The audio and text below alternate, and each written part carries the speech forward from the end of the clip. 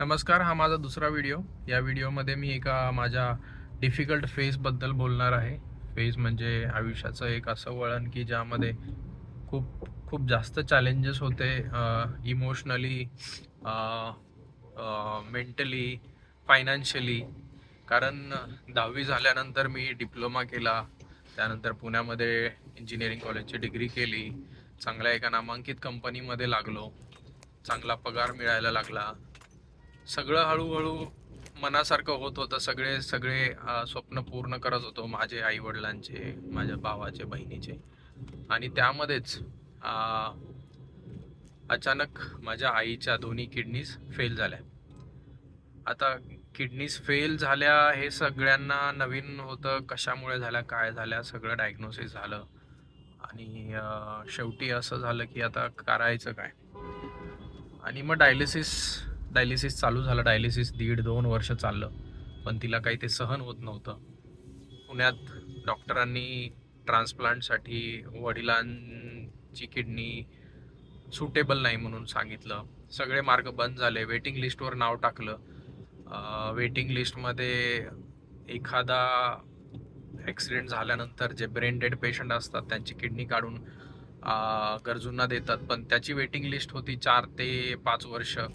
म्हणजे 22वा नंबर होता. 4-5 वर्ष लागतील. तो तेवढे वर्ष जगेल की नाही माहीत नव्हतं. पण एक मनामध्ये इच्छाशक्ती होती की करूयाच.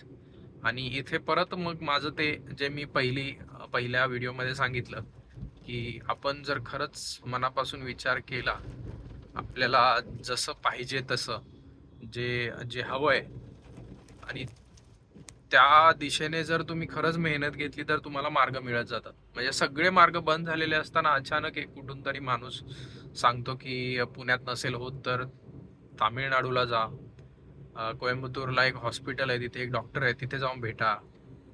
आणि मुंबई पुण्यामध्ये जर डॉक्टर नाही म्हटले तर आई वडिलांना कन्व्हिन्स करणं खूप अवघड होतं की दुसऱ्या राज्यात जाऊन, जिथे भाषा आपल्याला येत नाही अशा राज्यात घेऊन जायचं आणि तिथे त्यांना मेडिकल ट्रीटमेंट करायची. घर नाही, कोणी नाही, ओळखीचं कोणी नाही अशा ठिकाणी. पण तरी कसं तरी कन्व्हिन्स करून घेऊन गेलो. बाबांचे चेकअप झाले, एक छोटी सर्जरी झाली आणि त्यांना फिट म्हणून तिथे सांगितलं की आता ते किडनी देऊ शकतात. आणि 2-3 महिन्यानंतर 2018 साली एप्रिलच्या 23 तारखेला ऑपरेशन झालं आणि माझ्या वडिलांनी ती किडनी दिली. आईच्या दोन्ही किडन्या फेल झाल्यानंतर आता ती किडनी 8 वर्ष झाले चांगलं काम करते. माझी आई व्यवस्थित आहे, वडील व्यवस्थित आहेत. त्यावेळेस तो जो काही खर्च होता 15-20 लाखांचा, तो सुद्धा कुठून जमा करायचा हे माहीत नव्हतं. बहिणीचं लग्न झालेलं होतं, सगळा पैसा खर्च झालेला होता, लोकांची कर्ज होती.